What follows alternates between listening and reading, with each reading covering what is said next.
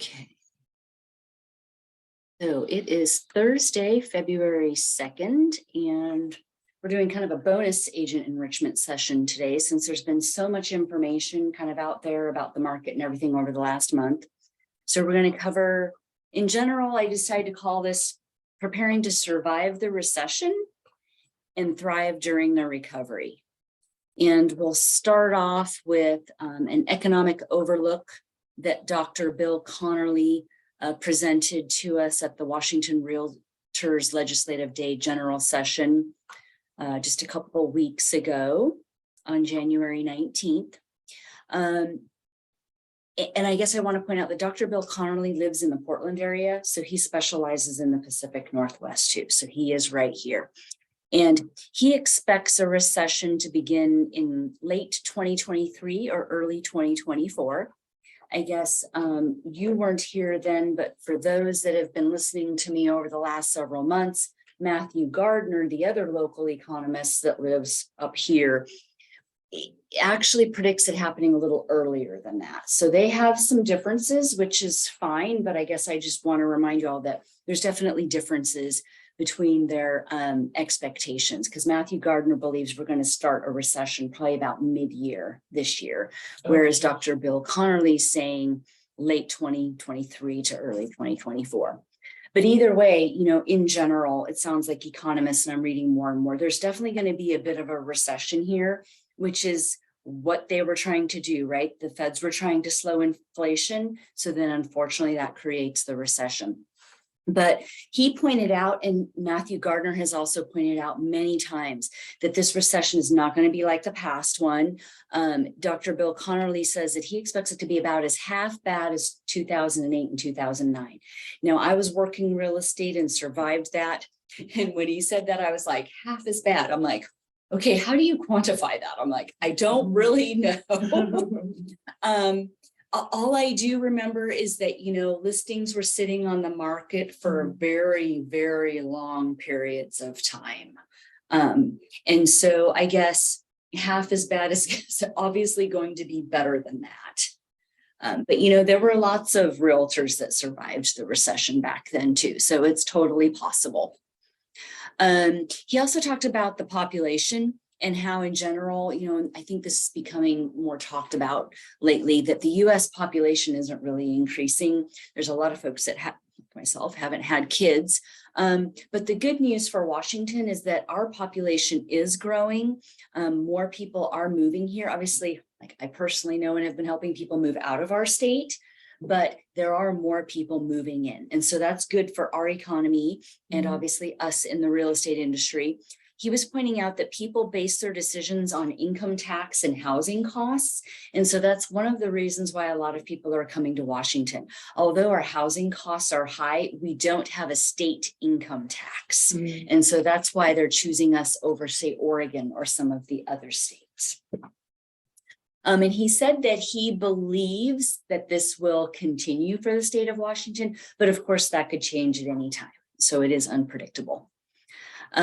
Like Matthew Gardner and other economists, he expects prices to come down this year, but he was pointing out that, you know, economists can't perfectly time a purchase either. There's no way to ever know when the bottom is going to be here. It's just, it sounds like in general, from what the economists are saying, is that we're going to hit the bottom somewhere within the first half of this year. And so that's where, for anyone that is buying, especially if they're trying to move up, like if they're trying to sell something small, such as a condo maybe, and buy a bigger house, well, then in general, probably the sooner the better they do it, right? Like in the first half, because if they're buying more and trying to spend more money, then it's better to be trying to buy low. And even though they may be upset that they're selling low, they're going to get a better deal on their purchase. So it's really only the sellers that may want to sit back and wait until prices start to come back up. Those are, again, depending on their situation. If they can wait, then it could be better to wait. Gotcha.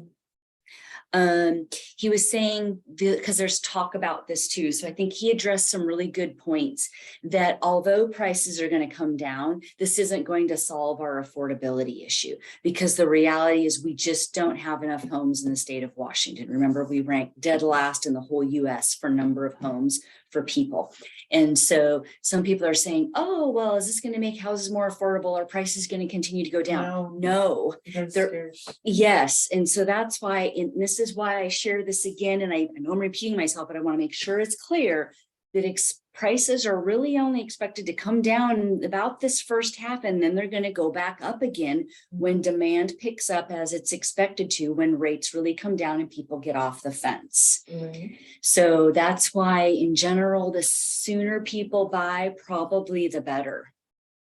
Yeah, because they're not going to be able to build that many homes. No, we're still lagging behind where we need to be. Like the projections are, it's going to take us at least 10 to 20 years, to catch up. So this is why this is such a really big problem, and why I do take my own personal time to go down to Olympia and talk to legislators and really talk about this issue, because this is really a big issue. In addition to building, what Washington Realtors, what we've been talking to our legislators about is building more middle housing, more dense housing, townhomes, right? Okay, apartments are great, but that doesn't help anyone build generational wealth. Townhomes are a way to get in and start building wealth. We need more of those, or duplexes and triplexes. And not that they need to be in huge, big buildings. They can look like other homes and cottages, but we need to start building more in our city areas and all that sort of stuff. We need more density, unfortunately, to begin to catch up. That's huge. 10 to 20 years. Yes. We're behind. Yes, we really are. Yes. And so that's why, and I share this so that you can explain it to other people, why prices are not going to continue to go down. It's just not going to happen. It would take something major again, but I mean, as we saw, even the pandemic prices just shot up. Demand went up during the pandemic. So that kind of summarizes his main points. So hopefully that helps give you some key phrases and things that you can use to talk to people when you're out and about, just with the public. Because I know I just had a question on the phone yesterday. A friend from a previous board asked me, what's really going on in the market, right? You just never know when you're going to be asked. So hopefully these things help, because then you can begin to be viewed as the local professional, right? That they'll use when they have a need, or that they'll refer you to. So then another summary here is from Jared James. And, he is a well-known, he was a real estate agent with Remax in the past.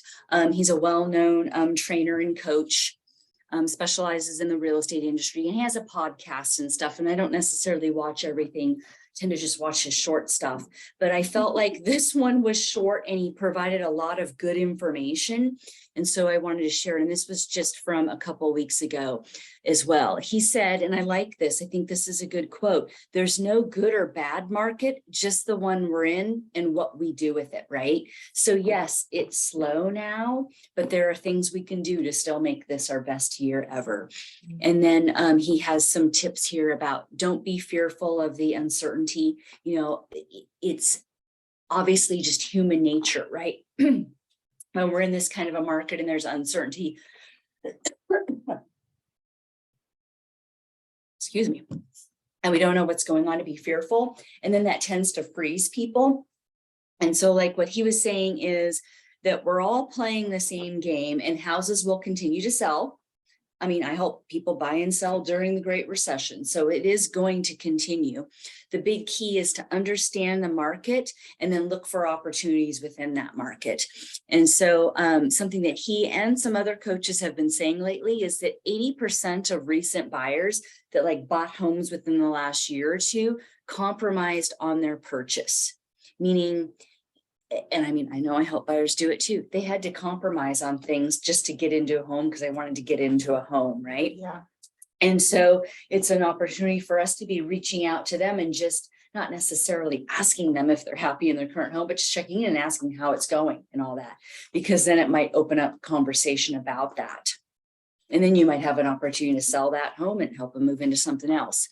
He also had some other good ideas, opportunities in this market, down payment assistance programs, which you're aware of. And then don't forget about VA loans. Those are a huge opportunity to vets. There's the 2-1 buy down program. And I covered that at the December meeting, I think it was. So if you aren't familiar with that, let me know. I can get you materials on that. But there's many loan officers out there that have 2-1 buy down programs. And basically you can ask the seller to help cover some of their closing costs to get that buy down, and then it reduces their payment. So it's a good way to help them get into a home. And then they can either refinance later, or maybe they know that they're going to get a promotion or something in the future and be able to afford more. So he specifically had tips for doing home. Oh, this was something else I found too, is he talked about home seller workshops. And I've actually seen an agent in this area post one. And so I was like, oh, wow, okay, this really is becoming a thing. So I would recommend anyone that's interested in doing this, do it now before it starts to become the latest thing that everybody's doing, right? But he had some tips on what you can include in your seller workshop. Steps involved to selling your home, how to prepare it, how to resolve maybe some condition issues, obviously to maximize price and financing, how we work, how we're paid, costs, and obviously timing and stuff. So just throwing together some online workshops and promoting those on social media, Eventbrite or whatever.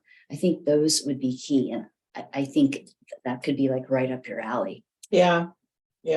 I'm just waiting for that class. Hopefully there's an earlier one. Oh, but remember, this would be tapping into sellers.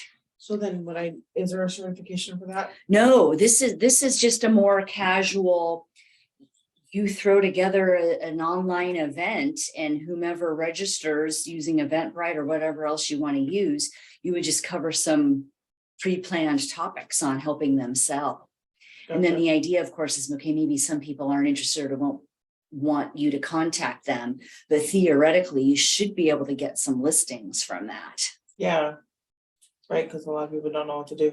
Yes, so it's a way to get your name out there and start advertising and get listings, which in general listings are better than buyers. It's a more sure paycheck. So for sure.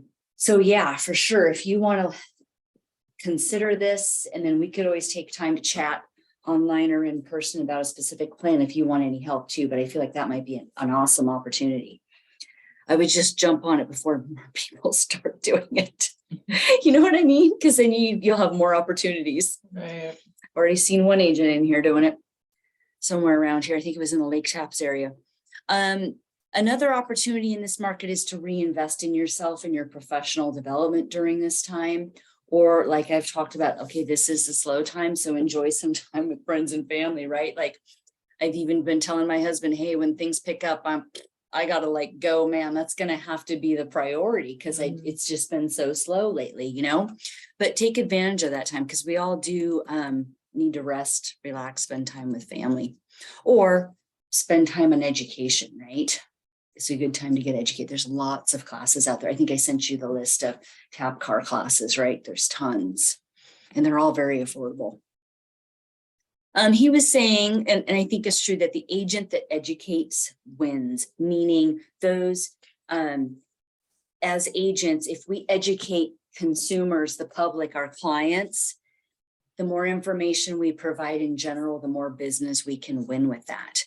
And he had some surveys that show that Americans are just in general misinformed, that 2/3 of Americans surveyed said they expect an imminent crash. It's like, holy cow. Okay, that's so it's up to us to try to explain what's really going on, right?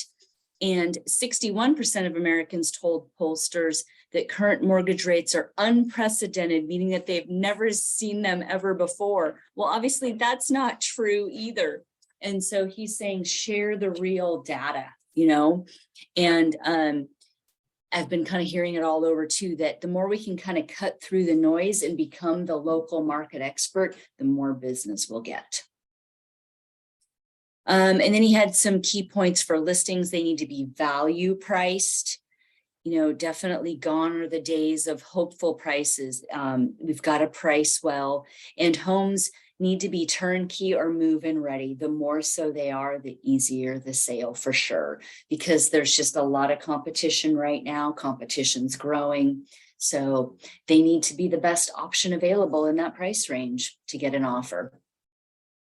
So I have a question. Or I'll actually leave my question for later. You sure?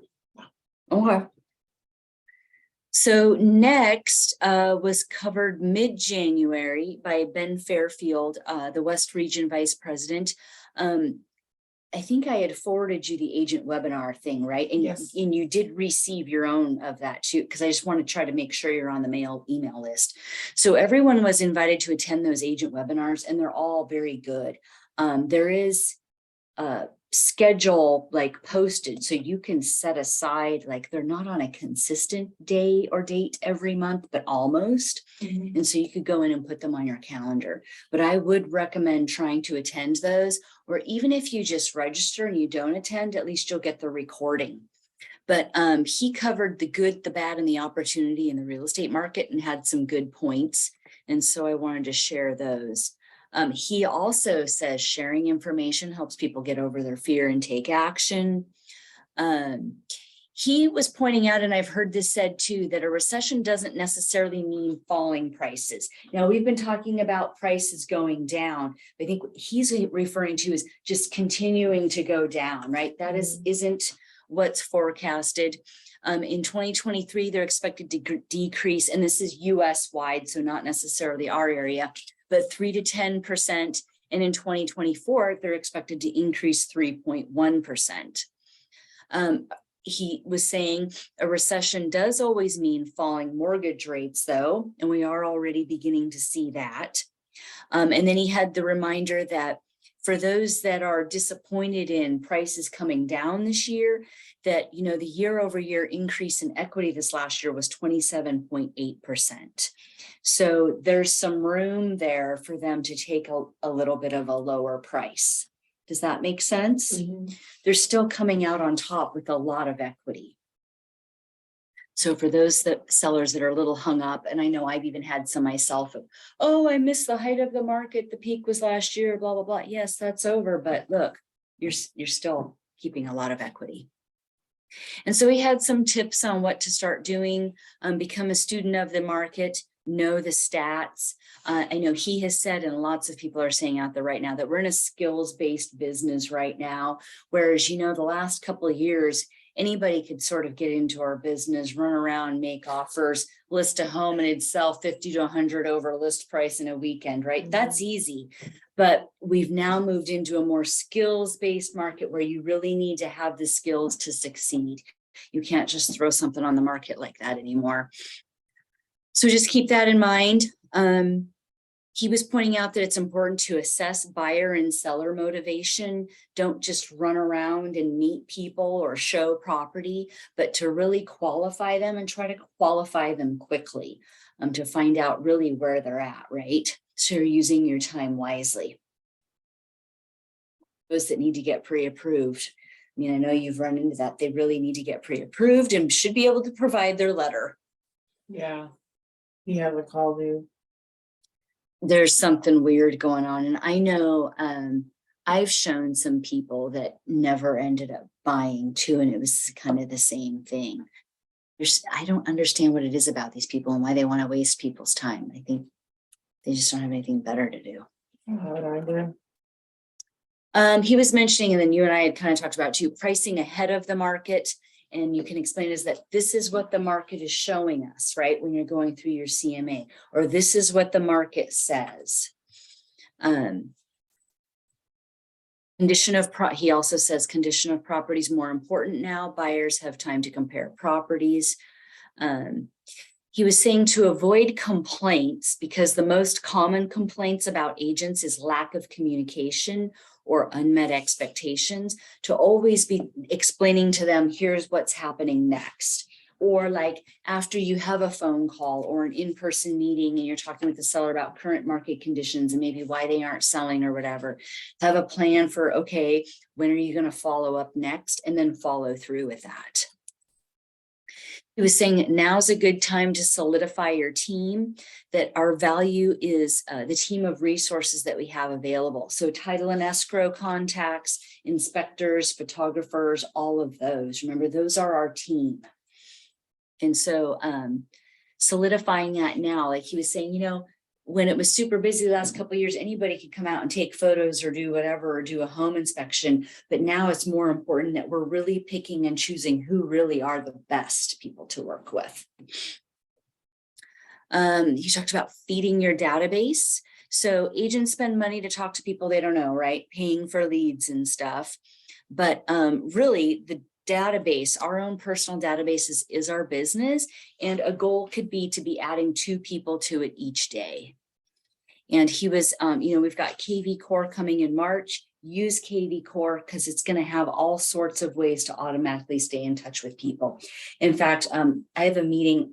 It's available every Thursday morning. I don't always make it because it depends on my schedule. But today I attended, and there were some owners who've used KV Core, like their offices aren't onboarded, but they've been using KV Core for a while. And they were recommending that actually agents go in and shut off some of the automated stuff because there's so much of it that if you don't, some people might start unsubscribing. And so they were saying, make sure you pick and choose what you allow to just continue to go out. So that the KV Core comes with drip setup? Yes. Thank goodness. And they're automatically going to be set up to go out. And so they were saying that you might want to check the frequency or customize some things rather than just letting it all go on its own, because like for them, they had let everything go on its own and then people were unsubscribing. Okay. And so I was like, okay, that's helpful to know, right? Because probably KV Core and Remax aren't going to tell us that. Right. And so that's where it's helpful for me to talk to other Remax owners and get the, okay, what's really going on and what's best practices, you know? Right. So I found that to be helpful. But we have KV Core that is going to do a lot for us. And then remember, it's going to be doing research in the background too, to let us know who might have started a search for properties or preparing a home for a market, that sort of stuff, right? So then we know who to follow up with. Right. A suggestion that I've heard in a couple different places, but he mentioned was sending unsolicited CMAs. And so, yeah, you could, I've heard various ways to do that. Either do a little video message and text or email that, or email just a quick little CMA, or drop one off or mail them, but that those can generate business. One thing I should mention, because I kind of cringe at that too, because like CMAs are a lot of work. It's a lot of work. So one thing that KV Core has is one of their automatic campaigns is a market report. And it might be one of the ones that's going to automatically go out too. I don't know for sure, but you can turn it on or off, whatever. And then there's like a frequency, I think of every 7, 14, 21, or 28 days.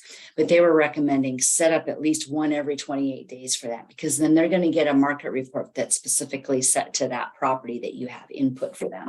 Okay. So again, the system's only going to work as well as the information you put in, right? But if you have a home address in there, then it will work. Gotcha. And so that will obviously be beneficial. So then we won't have to be doing these unsolicited CMAs. Gotcha. And before I moved to Remax, the competitor I was at, they had a program similar to that, and people did like that. They do like a monthly emailed update of what's going on in their neighborhood type thing. So I do think that will be helpful. Something that was talked about was reverse offers. And so I haven't really run into a situation where I think this would work well for me, but I could see how it could possibly work. Say you have a listing and you have a buyer's agent that shows it, and you check in with them, and the buyer's agent's like, oh, you know, they're really thinking about it, but they just can't quite make a decision. So it was brought up, well, you representing the seller could actually make an offer to the buyer. Obviously, you'd probably need to try to connect on some financing terms and what's going to work for the buyer. But that that apparently some listing agents are doing this in the US and it is working. It doesn't always work, but they are, sometimes it is ending up in a signed around contract. So yeah, I thought it was kind of weird too. Like, I think it would take a unique situation, but it's like, I bring it up and share it because it's like, well, technically I could see how that situation could arise. Mhm. And then it's just a good reminder of, well, a seller can make an offer too. It doesn't always have to start with the buyer. So yeah, if you ever run into that, just let me know because I could help you with that. I think that could be a little tricky to try to throw together the first time. He was recommending to set regular hours, which it sounds like you do. Already do it. Yeah, but you know, there's lots of agents that don't. Yeah. But setting regular hours really helps. Because it's been said, and I think I mentioned before, we're going to need more conversations and more discipline is going to be necessary this year to close the same amount of business or make more this year. Yeah, It's just going to be harder. I've even started going to events and stuff too. I've already gotten referrals from that, so it's like Oh, yeah. So sometimes just getting out and about and just talking to being more people, visible. hi, yeah, yep. Yeah. And asking them how they're doing and yep, So, yep. sorry. Need to be social. He calls it circle the wagons, but it's sort of some reminders of some things that according to NAR, 90% of sellers would definitely use their agent again, but only 53% do. And it's a Yeah. problem that they didn't know where to find us. So we need to stay top of mind. And again, they say usually, you know, at least one email and one physical mail each month. That mail is not gone, like that it's actually viewed more so now than emails and texts. So how often should I be hitting my my buyers that bought last year?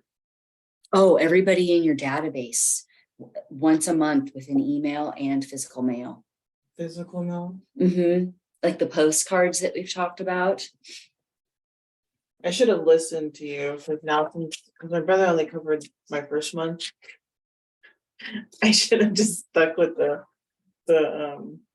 yeah, staying within a better budget, but he said it was for free, so whatever. Well, or and obviously hindsight's always 2020, but I guess just for future reference or for anybody here, even if someone's willing to throw money or advertising your way, right? Sometimes it just takes us explaining, oh, okay, well, rather than hitting 1,000 in 1 month, it's going to be better for me to hit 250 4 months in a row. So however they want to handle the money, but if say you had $1,000 or without whatever, right? Like it'd be better to split it up over time. More consistent, yeah. Yes. I just got excited. No, which is natural. Yeah. Yep, I know. Like, oh gee, thanks, bro. Yeah, but Okay. 90% of buyers would use their agent again. And so maybe you'd seen that one because it's a reminder to stay in touch with our buyers too, just everyone that's ever closed business with us. And then, I mean, unless it was a horrible transaction or they did a bad review or you like, you know, right, then there's no point. But for the most part, you should be staying in touch with all past clients and then just everybody that you know. So like, I know you've had some various jobs and stuff. I don't know if they were online or if you were ever able to connect with anybody, but those are actually great ways to meet people and connect, right? For sure. So that, or who your kids know and hang with, or if they're in sports, there's lots of opportunities there. I think we kind of covered church, but besides church, just other activities and things. Just constantly be thinking, like, who can I add to my database? You know, who do I think would work with me or recommend me? And remember, there's that mayoral campaign in Dropbox from Brian Buffini. So he has a specific script that you can modify if you want, that you can ask people to say, okay, so if you were to have a real estate need, who would you use? And then you find out, okay, is it me or do they have someone else that they feel more connected with that they're going to use, right? Right. And then based on that, if you are going to continue to see them regularly, but if you're not the person, it's not to, okay, don't leave them out of your database. Put them in your database and still email and mail them once a month, but maybe just not do as many personal phone calls or text or pop buys with small gifts, all that sort of stuff. So they're not at the top of your list. But the thing is especially, and you probably know this too, realtors get in and out of the business all the time. So you never know who that person is and when they're going to retire or get out of the business or whatever. So that's why it's good to have them in your database. So you're still reaching out to them. Does that all make sense? Mhm. So just in everything you're doing, be adding to your database. 68% of sellers found their agent through a referral from a friend or family member. So another reason to stay in touch with people so that you can get referrals. 70, and then these is kind of a twist here. 73% of buyers only interviewed one agent before making an offer. So that's a plus, right? Because sometimes it's just about being there, being available.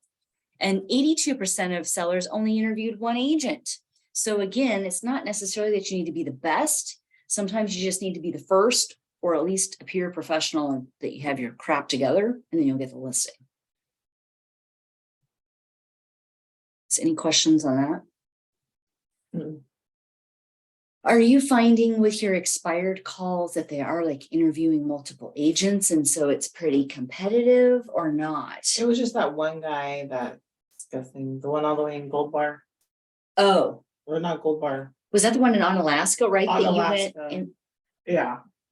So it was a great, and then the next thing I know, hey, let's meet up for dinner here. And so I was like, dinner, oh, okay, we're gonna discuss. You know Yeah, what I mean, and so that's what I would have. it was so disgusting. I just felt, yeah. It's one of the disadvantages to us being out there and available. Like I think some people know, like he probably knows because he was a realtor, right? Yeah. That she called me up as an expired, so she's like ready for business, so available, right? And then they think that that's going to also translate into something else. And he's an older guy. Like I'm talking about, he's in his 70s. Oh, Yeah. So I was just, talking to him like he could be my grandfather, you know what I mean? Like, and then all of a sudden it's just like I feel his feet coming towards me. Like, I felt like I was gonna throw up. Because then after that I realized this wasn't about real estate. oh man. Never again. And then he keeps calling for a second date. I blocked him. And Yeah. he keeps calling, and I'm like, no, ew, disgusting. Oh gosh. Yeah, it's a reminder there's all kinds out there. Yeah. At least you figured it out. Anyway, sorry. Oh, and then he did have a specific way to stay in touch with people, and he was calling it the Facebook daily letter, but it's a way to touch everyone that you know once a month. And so the idea is on day one, you send a personal message to everyone in your database or your Facebook friends or whatever with the last name of A. But he was saying, don't make it all about real estate. He's like, just have it be like a check-in. Oh, hey, how's it going? What you been doing this year so far? Blah, blah, blah, that sort of stuff, right? And then on day two, you hit all those with last names of B. And there's obviously 26 letters in the alphabet. So if you run through that, you could be touching everyone once a month. Obviously, you could adjust that too and break it down to less and hit everyone once every 2 months or something. But I thought it was a good idea because it gives you something to start from, how to start reaching out to people. Yeah. That's really the key. It's our conversations with people or being out and about, being proactive, holding open houses, all that sort of stuff that's going to get us the business. Gotcha. As you found too, because like you said, you had 3 prospects. How many visitors overall? It was about, overall, it would have been like almost 20, but they all were in groups. So, Oh, okay. yeah. But I know you had been getting frustrated because you've been holding open houses for a few weeks and nothing was turning out, right? But then this one, you just happened to get 3. So it's just a numbers game and you never know when the number's up and it's time. Yeah. I was looking to try to get another open house in this week, but I think I need to take a break. Oh, yeah. Yeah, because you don't want to get burnt out. Yeah, because I haven't had a weekend off. Oh, so. Yeah, and you should take a weekend off. Yeah. Everyone needs at least one weekend, probably a month. Okay, so he had this truth bomb, which is similar to some other ones I've seen out there, that 2023 will be the worst year ever for some agents. Some will get out of the business and some will have their best year ever. So you can make the choice to make 2023 your best year ever. It's up to us. We have choices. So that summarizes those three just kind of general tips for surviving the recession and thriving afterwards. Yes, any questions or any comments before we move on to kind of a different topic? No. Okay. Oh, Yeah, did we yes, I did. cover your question? Yeah. My question was, I came across a expired listing who was very interested in relisting. However, it's like it's a wholesale piece. Like it's something that only wholesaler investors would want to buy. Like it's that bad shape. And even then, it might take time to even find the right investor who would want to spend money to flip that property. And I noticed on here, it said that listing to sell.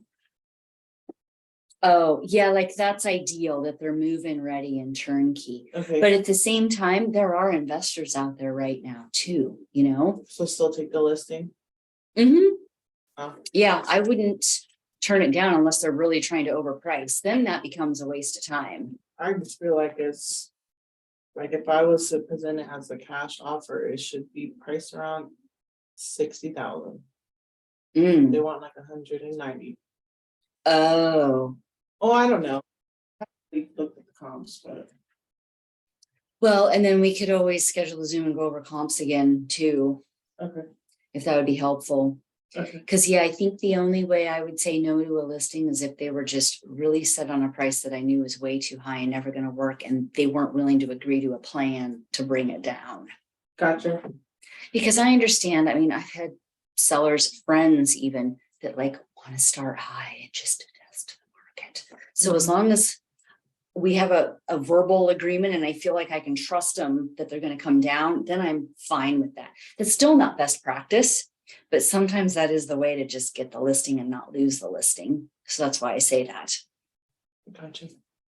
But yeah, listings are usually good because the thing you got to remember, and this is why, right? Like we talk about, one of the objections that a seller can have is, well, so-and-so is willing to list it for 50,000 more or whatever, right? It's because, yeah, they're going to do what I'm going to tell you here.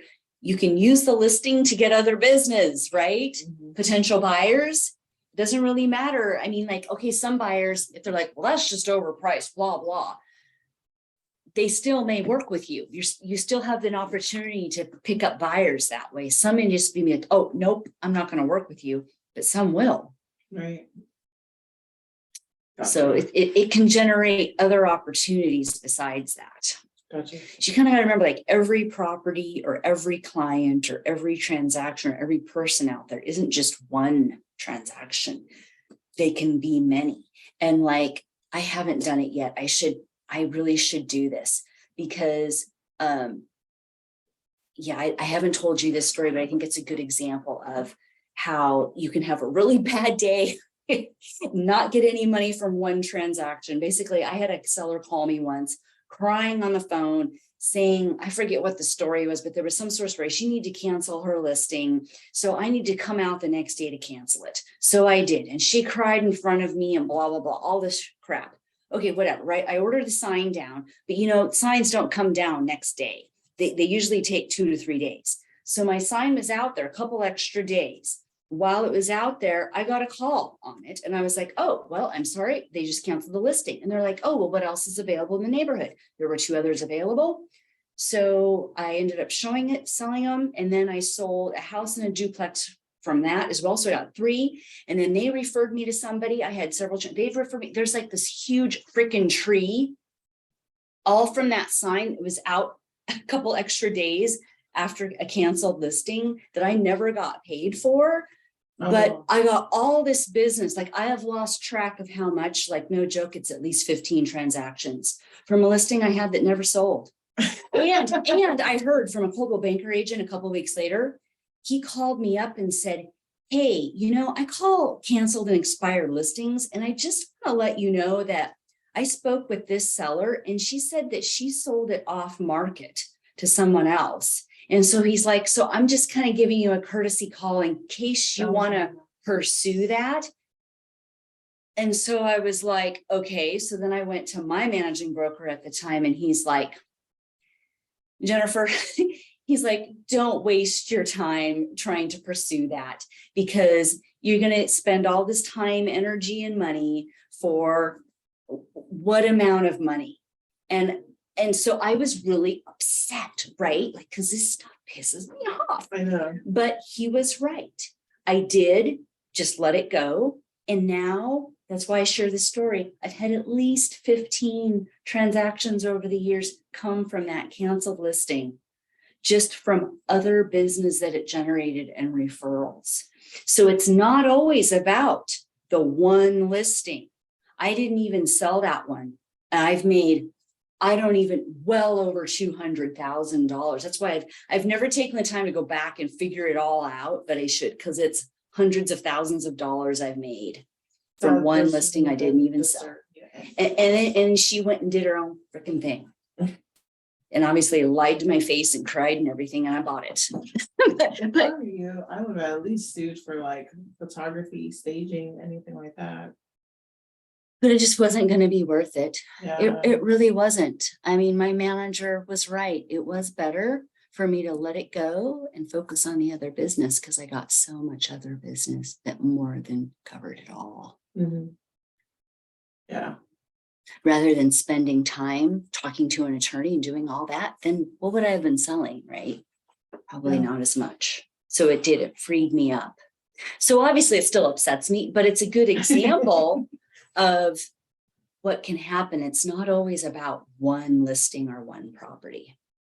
Yeah. There's so much more. Like Jared James has a thing. I think he has it, and I don't know how he calculated it out, but it's something like each person in our life can be worth about $120,000 based on not just their business, right, but the referrals and who all they send to us. And so that is, before I even got his calculation, that's how I've always viewed people and run my businesses. It's always all about the future and all the unlimited potential and opportunities that are out there, and just treat everyone really well, and then it all comes back. Gotcha. And it can be hard during these times when it's really slow, but as soon as it picks up, it's all going to come back around again. I mean, just like the recession, I was sitting in the recession, like depressed at times because it was so slow. But I was like, no, I've worked really hard at this. I know it'll all come back around. And it did. Because then when it started picking up, it was like, oh God, I didn't give up. I was right. Like, because part of me was thinking, am I crazy? Am I stuck? But it was like, no, I was right. It was all going to come back around. Mm-hmm. So it will this year too. Awesome. I am hoping. No, it will. It will. So hopefully that helps. Yeah. Just remind you that it would take some extreme thing for me to say no to a listing or to a buyer either, because to me, it's not about that one. There's so many more opportunities. The more people we help, the more we create. Gotcha. I like more. Anything else then before we move on to the final topic? Nope, I'm just writing that down. Okay. So the last one was one of the highly ranked topics in January, but didn't get covered last week, but I thought it was a good one. And it's timeless real estate lessons from 7 Habits of Highly Effective People. And our Growth Masters book club actually read it back in March 2021. It's a really good book. Have you read it? No, I only read like a few pages, but I never finished it. Oh, okay. Well, this will be a good summary, and it's all applied to real estate. So I think this is helpful. So Stephen R. Covey's book, 7 Habits of Highly Effective People, has been an empowering read for anyone looking to truly grow themselves personally and professionally. After studying hundreds of successful people, Covey identified the habits that defined them and put together his findings in this ever-celebrated bestseller. Following that manual for success, Here we'll utilize and discuss the same principles and habits, but from a real estate agent's perspective. And this was written by Jimmy Burgess, and it was on inman.com back in December. So habit number 1, be proactive. The adjective proactive is used in reference to someone who gets things done. If you are proactive, you make things happen instead of waiting for them to happen to you.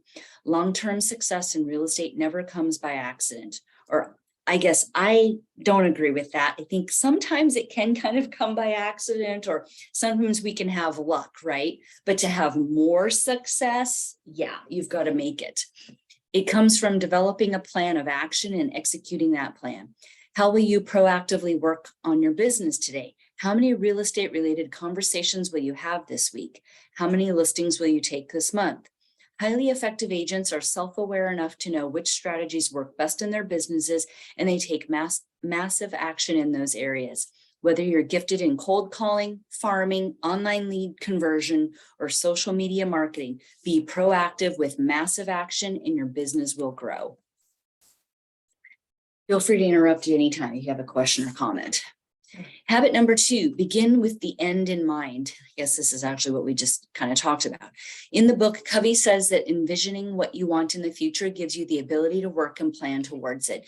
What is it that you want to achieve in the next 12 months? What do you want your real estate business to look like in 5 years? The most effective agents have clearly defined goals for the next 1, 3, and 5 years. They visualize the end result, but they also put together daily activities that will lead to the achievement of their goals. Begin with the end in mind, act on the daily activities necessary to achieve your goals, and you'll achieve success. And so for me, when I was a brand new agent, like 21 years ago, I was able to observe like agents that had been in the business 10, 20 years and stuff. And I was always like, I want that business, because I could see that it was easier, right? They weren't chasing people around, doing all that sort of stuff. They were working by referral, and I could just see how much easier it was. And so that's how I've tried to build my business then. And it's definitely easier.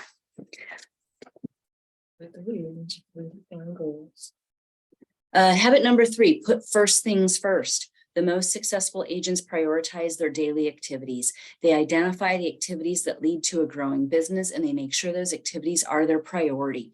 What are the most important activities in your business? Is it time blocking each day to prioritize prospecting? Is it working on your sphere of influence? Whatever it is that moves your business forward, focus on those things first. Or I would say, if they're at least not first on your schedule in the day, then time block. I time block every day. Yeah, I do too, because, and I don't feel like, I mean, I always feel kind of weird, like, oh, I have to time block. But if I don't time block, it's not going to get done. And so it's the same thing for me. Like for me, the best time for me to be cold calling agents is in the afternoon. But if I don't time block, that time just gets used up in other ways, you know? So the only way to make sure it happens is to time block. It's nice too. It's done. You can just do whatever you want. Mm-hmm. Yep. Yeah. I wish that I could call agents in the morning, because then I think I would feel a little more freedom throughout the day. And it's weird because I know other owners and recruiters do reach more agents in the morning, but I think it's a thing where it's different in different areas. I've tried calling agents in the morning. My percentages of like talks just really goes down. So unfortunately for me, it is the afternoon. But I know that they say for like calling like homeowners and stuff, the best time is the morning too. Yeah. And have you found that to be true too? Yeah. Okay. It's I start cold calling at 8 a.m. So yeah, I usually get my first appointment by then. Okay, that's good. Yeah. Yeah. So I'm glad it works that way for you. I wish I could reach more agents in the morning and get it done. Sorry, we just closed. Oh, you did? Yeah, and so that's why they keep hitting up my phone. I didn't mean to be rude. Oh, no, that's good. I am so glad for you. Yeah, that was taking too long. Yeah, and then when you talked about the ice storm, I'm like, really? An ice storm? Yeah, like in Tennessee. Like, jeez. And so when is the check going to be available to pick up, or do you know? I have no idea. I keep trying to get a hold of them, but it's not sending. And so it's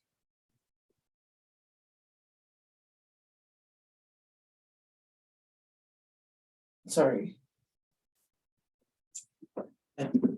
Well, congratulations on your first closed sale here. Thank you. Yeah. Now everyone else gets to hear it too. Okay, so habit number 4, and there's just 7, so we're almost done, is think win-win. Thinking from a win-win perspective is about building relationships. You should look to find win-win opportunities for your clients and service providers. Our job is to bridge our clients' need and to help them move from where they are to where they want to be. Develop new long-term relationships by finding opportunities for clients to win. By working with, I feel like this is repeating itself, but by working with service providers in win-win transactions, you'll be rewarded with smoother transactions and future opportunities to work together again in the future. When you think of win-win opportunities, your business will grow. He just says win-win like so many times there. I'm not sure that was necessary, but I think the main point is just trying to, like we talked about earlier, build a solid team of resources for yourself. So then that way, when you have a client, or even if they're not a client, right, just a person in the public that needs something like a carpet cleaner, sometimes just having a carpet cleaner referral can then be like, oh, well, Jennifer's really helpful. She has resources. So then she'll contact you for other stuff and hopefully real estate needs in the future, right? Mm-hmm. I think that's kind of the general idea here, but I just feel like he says win-win too much. I'm a fan of that. Like, I like that phrase. Habit number 5, seek first to understand, then to be understood. I don't believe it's an accident that we've been given 2 ears and 1 mouth. The most effective agents I know are some of the best listeners I know. Ask more questions and you will find more answers. Instead of going into discussions with an agenda, find the client's agenda and help them achieve it. Questions like the following help you to understand what is most important to the client. Is there a date we absolutely have to have this house sold by? Sometimes it's a trade-off. Headaches for dollars when selling a home. Would you prefer to sell your home as it sits or possibly do some renovations to maximize your selling price? And then 3rd, is there anything in particular about this process that makes you the most nervous? I do think all 3 of these questions are good. Once you understand their motivations, you can then provide them with answers and strategies to help them achieve their goals. Create success by making sure you understand their concerns before providing them solutions is the recipe for success. And it kind of goes back to what we said earlier too, like when a buyer or seller is asking, when is the best time to buy or sell? Well, we should really try to find out more about what they're looking for and then give them that answer, right? There's no one answer that fits all. Habit number 6, synergize your relationships. Synergizing relationships is the process of building a team that can collaboratively achieve results that could not be achieved alone. Identify people who can help you get where you want to go, and then help them get where they want to go. Whether it be a transaction coordinator, personal assistant, buyer's agent, or lender you can partner with, identify people who have what you need and who need what you have. And I would say, like, even expanding that to inspectors and other people in our industry, just building relationships with them is important. Synergize your goals with other people's goals and you'll build successful business growth. And then finally, habit number 7, sharpen your saw. Covey says that preserving and enhancing your most valuable asset, aka you, is where effectiveness grows. He breaks this personal growth into the 4 areas of physical, social, emotional, mental, and spiritual. The most effective agents have all of these elements in growth mode. So number 1, physical. The benefits of eating healthy, consistently exercising, and getting the proper amount of rest cannot be underestimated. If you're going to be your most effective self, these will prove to be especially important. Number 2, social emotional. Connection with others gives us the ability to maintain emotional stability. Surround yourself with people who encourage and inspire you to be the best possible version of yourself. Number 3, mental. You can't earn more if you don't learn more. Focus on your mental growth by reading, listening to podcasts, and watching business development videos. These activities ensure that you are prepared for mental growth. And number 4, spiritual. No matter what spiritual growth means to you, at the core of all spirituality is a posture of service to others. The most effective agents I know are always thinking of ways to better serve their clients. When you're focused on service to others, everything else seems to take care of itself. And I do agree with that. I think that really is true. It can just be hard, though, to be patient and have faith, but as long as you have the patience and faith, it all does come around. You're a few action steps away from building the business you've dreamed of. Consistent actions create habits, habits create momentum, and momentum leads to success. Take action today and develop the habits that will lead to the business of your dreams. Thank you for sharing that. Yeah. Any other questions or comments before we stop the recording? No. Okay. Okay, I'll stop it.